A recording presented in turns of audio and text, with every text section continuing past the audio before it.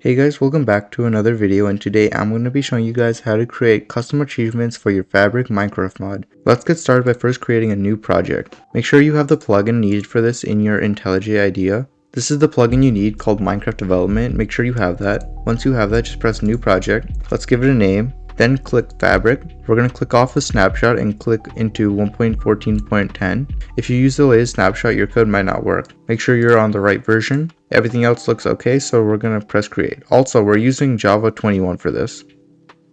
Let's set up the SDK. Just click on 21. I'm going to full screen this. Now give it a moment for everything to load in. Alright, now that everything's loaded, we're going to actually close all these files up here. We're going to open this on our side, and we're going to go to the src main Java and this file right here. This is where our code goes, although we're not going to need much code for this tutorial. Like all mods, we're going to need a mod ID. So let's do a public final static string mod ID, and we're going to set that to maybe custom achievements, and make sure you end with a semicolon, and that should be good. Next, we're going to go to our resources folder right here. I'm going to copy this, our mod ID. We're going to need this quite a few times now. And we're going to create a new folder or directory inside of our resources folder here. So just right click here, new directory. Then we're going to do data / our mod ID / advancement. No matter what achievements you have, you're going to need a root file. So let's create a root.json inside of here under advancement like this. Inside of here, we're just going to write some JSON like this, where we basically set the icon to a book. We'll see this in game when we run. And we're going to set the title to mod advancements, the description to try to get them all done. And obviously these could all be adjusted to whatever you want. Like you could just put in like Iron Sword for this if you really wanted to. The background for this is going to be the default Minecraft background. Also, this is going to be like when you press L on your computer to open the achievements menu in game. This is what we're talking about. So this can also be adjusted, and I'll show you guys later how you could change this. Also guys, we're going to be checking our triggers by ticks. Basically, there's 20 ticks every second. So we're going to be checking if they get the achievement 20 times a second. Now let's make a custom achievement. Let's do get coal.json.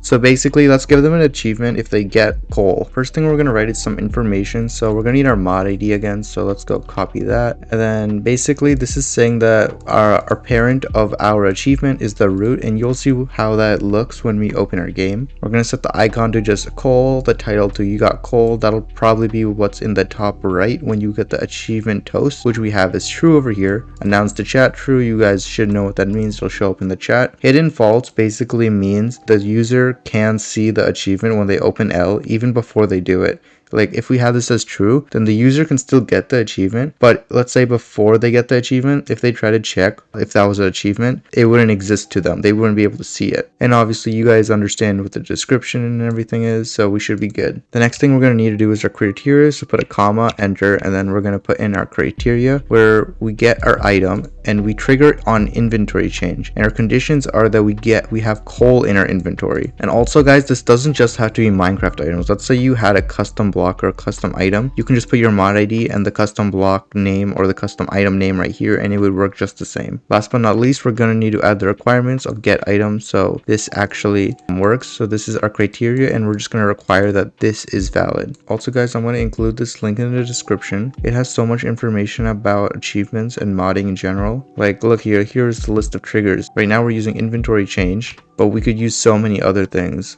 Let's also make one more achievement, but this time we're going to do it a little differently, and we're going to use some Java code for it. Let's create a new file, punch a block.json, and we're going to have very similar code to our last JSON file. Put it in our mod ID, of course, and this parent, we can actually set it to either our root, or we can set it to get coal. So we're going to set it to get coal. The title is just going to be punch, the description is you punched a block, and a lot of the same things, except for the trigger here is going to be different. Here the trigger was inventory changed, while here it's going to be Java trigger, and the trigger is impossible, meaning the user cannot get it normally through here. It's basically impossible, but we're going to add some Java code so they can get it. Let's open up this method right here, and let's write a quick trigger on if the player attacks a block by like punching it. First, let's check that we're on the server. So we check if the world is not client, making sure we're doing this on the server. And next we just check if the player is an instance of server player entity. If those are good, then we have to find our advancement next. So basically our advancement here, punch a block, we don't really know if that exists right now in the code, so we have to basically go find it. Make sure we have our mod ID correct. Of course, since we have to go find it, there's a chance that it could not exist. So we should be checking if it's not null and then do our next thing. So we check that the advancement is not null, and if it's not null, which means it exists, then we just go to our player and we give them the achievement. Last but not least, we just have to return a pass. Now everything looks good, so we're just going to click up here on current file,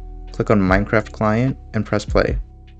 Let's press continue. Now let's go to single player and let's just create a brand new world. Make sure we're on creative so we can easily get our items. Now you guys can press L on your keyboard and you guys can see the mod advancements. As you guys can see, we've got our root one right here, and these actually come straight from here if you look closely. So mod advancement is the title, which is this up here, and the description is right under here in the green text. Then we've got the coal one and we've got the punch one, and they're white, so that means we haven't got them yet. If you were unable to open that, I would recommend opening your settings by pressing escape, then options, then controls, keybinds. So if you go right here, advancements should be on L, but you guys can set it to whatever you want if you don't have L right now. Okay, so first let's test out if normal achievements work. Let's get a diamond. So diamonds should be somewhere. I'm just going to type it in. Diamond, boom, we got a diamond achievement. So if you press L now, you guys can see that Minecraft has popped up right here, which are the default achievements. Now if you get some coal instead, let's drop that over there and let's get it. Oh look, we've got coal and we got the toast and everything. The toast is the thing in the top right, by the way, if you forgot. And if you press L, you guys can see we got coal. Amazing. And finally, the punching. So if we punch, oh wow, we got an achievement.